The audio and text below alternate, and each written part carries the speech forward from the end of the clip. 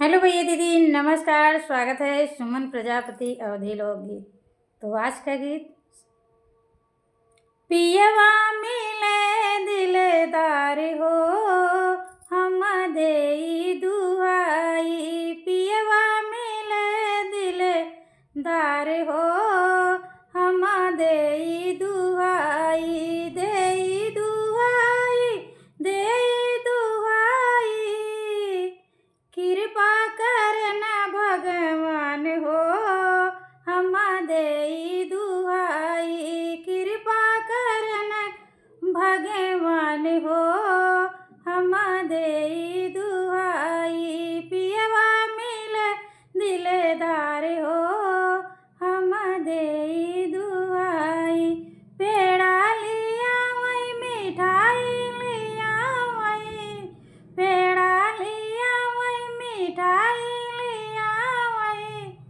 छेना लिया वही रसदार हो,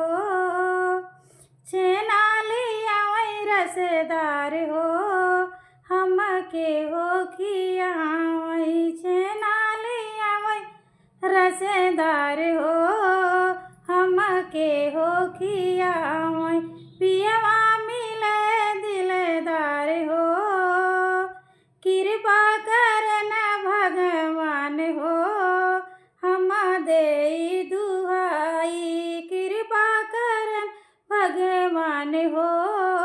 हम देई दुआई, सड़िया लिया वही पिया लहंगा लिया ही, सड़िया लिया वही लहंगा या वही, चोली सिया वही जलीदार हो हम के पहिनावई, चोली सिया वही जलीदार हो हम के पहिरावई, कृपा करना भगवान हो कृपा करना भगवान हो हम देई दुआई, पियवा ले दिलदार हो हम देई दुआई, पियवा मिले दिलदार हो हम देई दुआई, हरवा बनवा वही पिया झुमका बनवा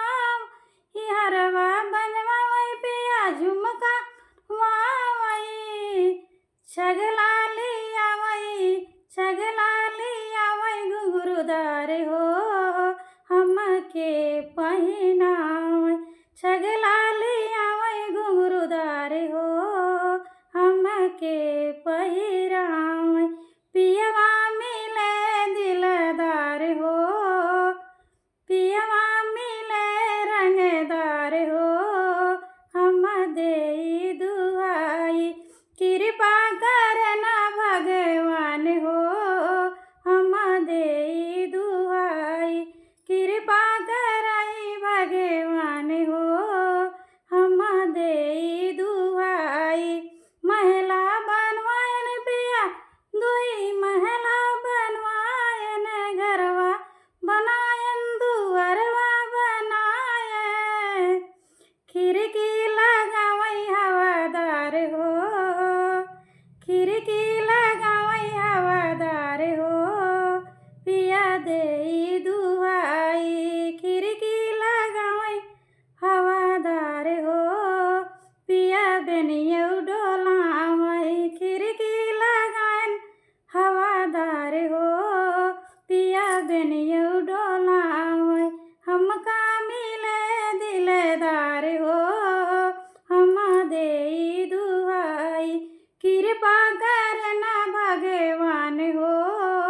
हम देई दुआई, सजिया लगावई तकिया लगावई, सजिया लगावई पिया तकिया लगावई, हमका सोवावई अपने पास हो पिया गोड़वा दबावई, हमका सोवावई अपने पास हो पिया गोड़वा दबावई, पियवा मिले दिलदार हो हम देई दुआई, कृपा करना भगवान हो।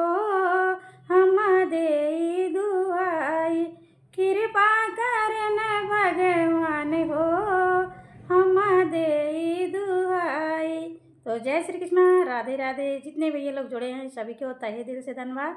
तो आप लोग को ये गीत कैसा लगा? भाव विभोर वाला गीत है, हमने अपने मन से ये गीत लिखा है खुद से। तो आप लोग को कैसा लगा कमेंट में ज़रूर बताना। जय श्री कृष्णा, राधे राधे।